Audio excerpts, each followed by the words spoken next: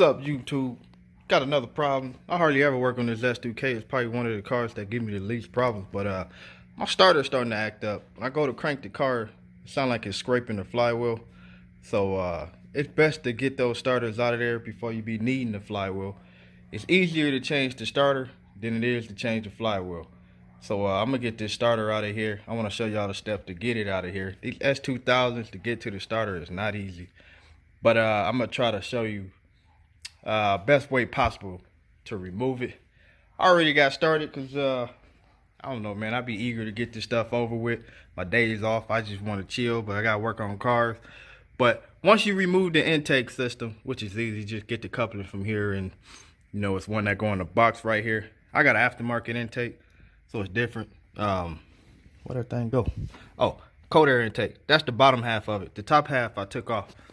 Then after you get that out of the way, you gotta take the belt off. To get the belt off, all you need is a 14mm. Put on there, and once you put it on there, just push down. You see, this is the tensioner. It moves. So push down, and then that belt will get loose, and you just pull it off. Okay. Once you get the belt off, now you gotta remove the alternator.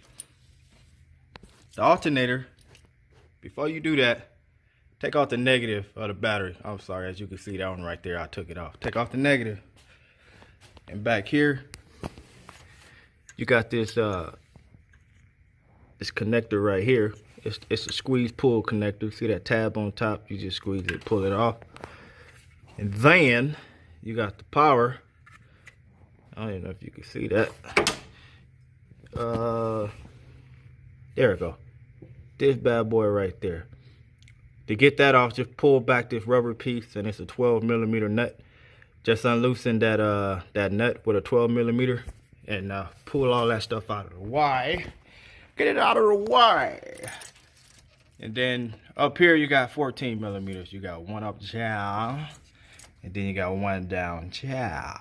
Remove those two, and this alternator, as you can see, it's loose. It'd be a little snug because you know it fit tight in there. But once those two screws is loose, just wiggle and pull. Try not to smash your fingers or bang it underneath the throttle body. The reason I'm saying this because I already done it. So get those two out of the way and remove the alternator. I'm gonna grab this bad boy right now. Alright, so we got the alternator out of the way, and like I say, just wiggle and pull till the thing decide to come on up our body there. Alright, it's a tight squeeze. But if you look back there, you got a few lines and all that. That's the starter right here. So that's the belly of the starter. And then, like I say, these few lines, probably end up moving those out of the way, but I just want to show y'all where the starter at. So that's the belly of the starter. That's the power wire to the starter. I believe it's either a 12 or a 14. When I get to it, I'll let y'all know. And then that's the actual connector for, you know, when you turn the key to start it. So you just pull that back. That's slip on. Pull that back. 14mm nut, and the actual bolt to remove the dang on starter. There you go, right there. You see that bolt right there? Damn, look at my finger. Look like a zombie, huh? That bolt right there, that's the top bolt for the starter. I believe that's a 14. You need a long extension to get back there. But this starter is tucked away. It's actually like on top of the transmission instead of on the side. Like, you know, a lot of rear wheel drive cars, they had a starter at the bottom of the car on the side of the transmission.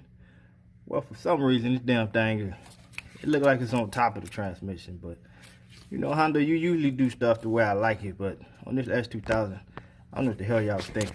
Anyway, we gonna get to that starter. I'm gonna see if I can move some of these few lines. Like that one got a zip tie on it, so if I cut that zip tie, pull this one out of that clip, probably get a little more access up in there because it's tight. But that's the starter. That's how you get to it. I was looking on some of the forums. They were saying if you remove the tensioner, you can get to it a little easier too. So I might try that, man, because it looked like if I remove this tensioner, it'll be a bigger opening. And to remove the tensioner, it's just two bolts, which is Where them bolts at? I took this thing off one too far. Yeah, it's 2 bolts. These orange ones back here. It's one right here, and then man, I don't know if I can. Right behind it. Let's see. There we go. That's the other one. That's the other orange one. You got an orange one and an orange one. And that thing should fall off if I remember correctly. And they look like 14 millimeters also. So if you decide to take off the tensioner, 14 millimeter, these 2 right here, and you have a even bigger opening, which is, I might try that just for the sake of it to see if it'll make it easier for me. Then I know the next go around, alternator, tensioner, and you can get to it a little easier. So let me get to it. All right, so like I say, it's the 2 bolts. You can see the sockets on one of them. It's the 2 orange bolts plus this 10 millimeter right here. This 10 millimeter is not actually holding it on. It's just like a support bracket for this. What is that? I don't know what it looked like. It could be a water line. So it's just a support bracket for the water line. So take off the 2 bolts. As you can see, I got that one out already, and then this one I'm working on, and then that 10 millimeter right there, and the tensioner should come off. All right, I got this bad boy off. This the tensioner, and yeah, it's just those 2 bolts. I don't know if yours gonna be orange, but mine was orange.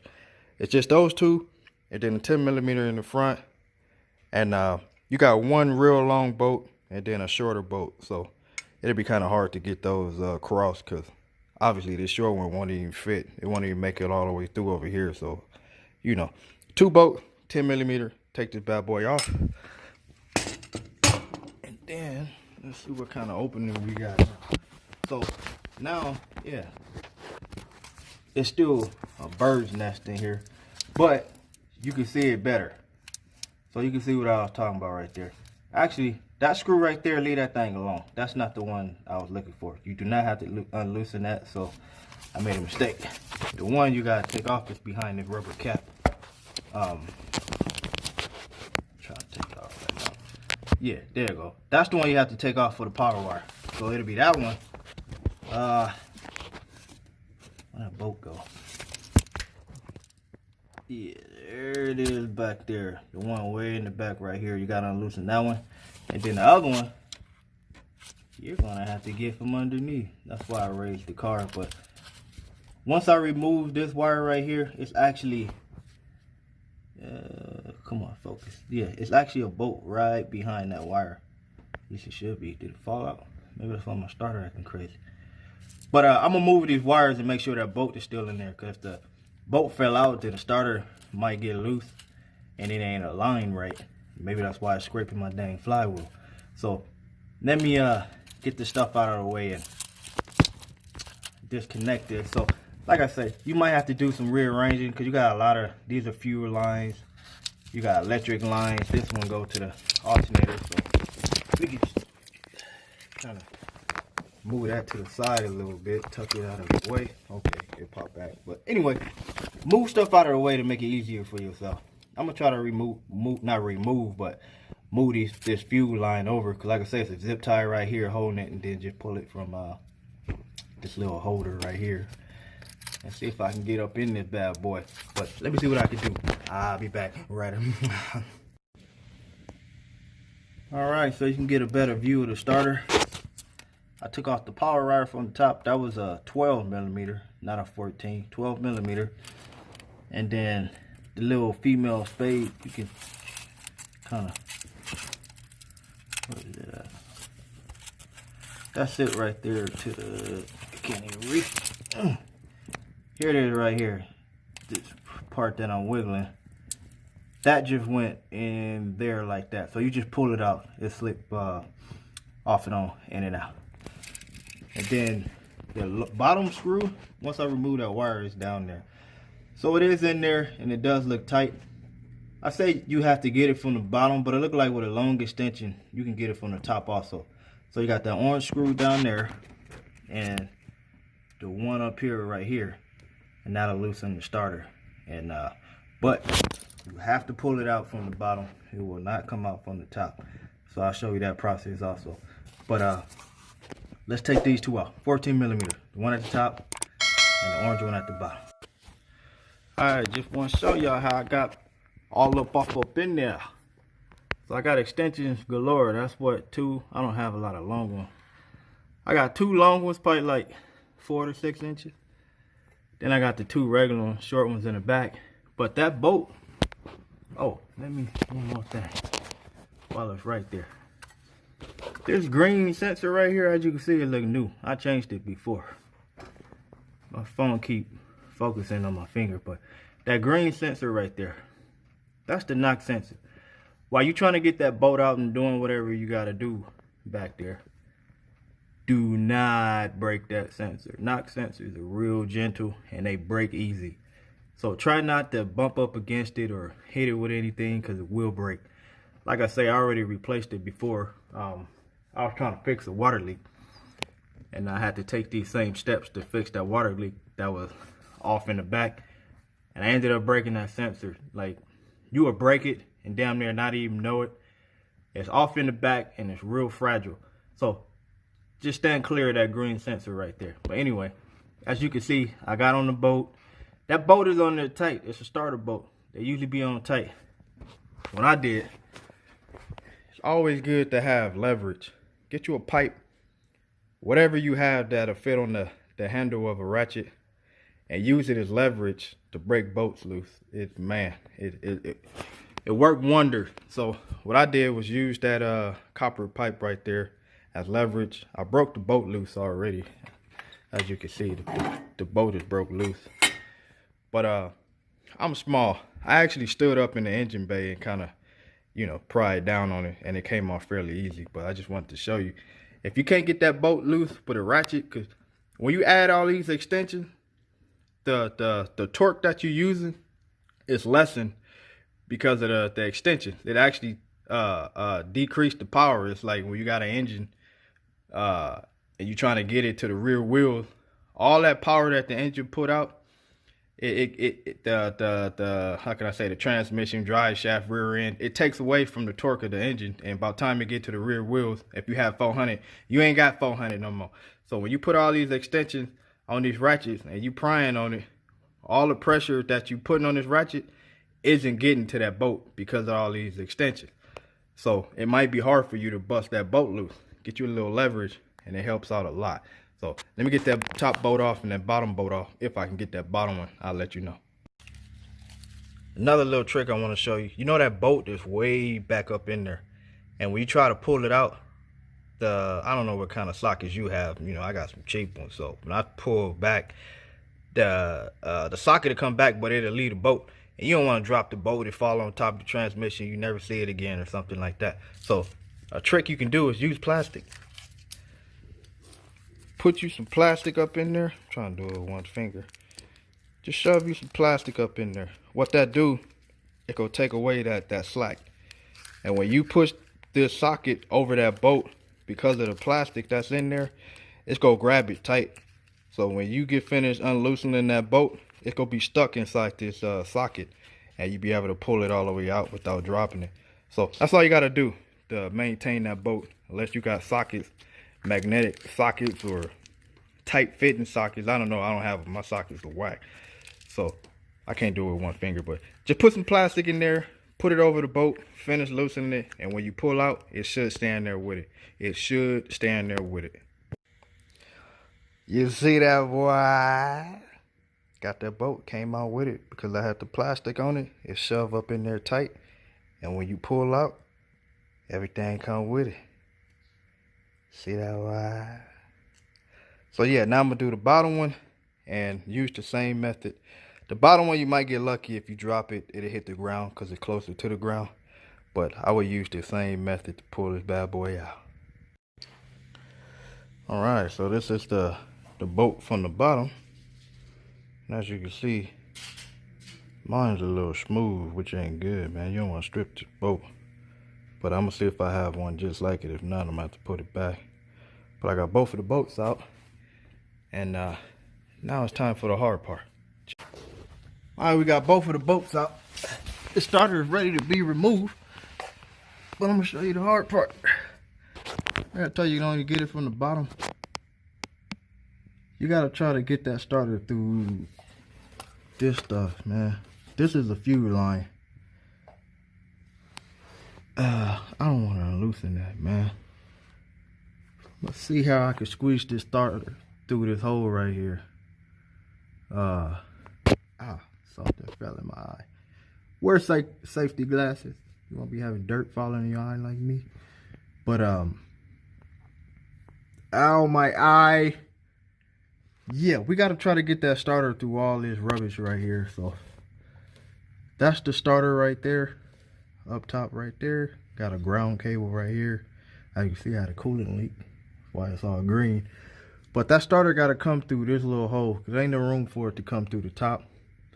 I'm going to look around and see how I'm going to do this. I've done it before. I just don't remember how I did it. But you know what? I might. That's a tight squeeze, man. Let me try to figure this out, and once I do, you know, I'll let you guys know how I did it. But I need to look at this and figure out what can I move to make it easier for this dang starter to fall out of here. Because looking at it right now, especially through this camera, it's hard. So I'll be back. I'll let y'all know. Alright, as you can see, it's still in there, but this is what I ended up doing. These two holes right here is two ground cables. They're 10 millimeters. I took them off. You can see one of them right there. The other one, yeah, I bent out of the way. This is the other one. They just ground cables, okay? So 10 millimeter bolts, get those out of the way. And what I have to do, this is the back of the starter. Usually this part faces the front of the car. From playing around and wiggling and all kind of stuff, I was able to get the starter turned all the way around. Like I said, this is the back part.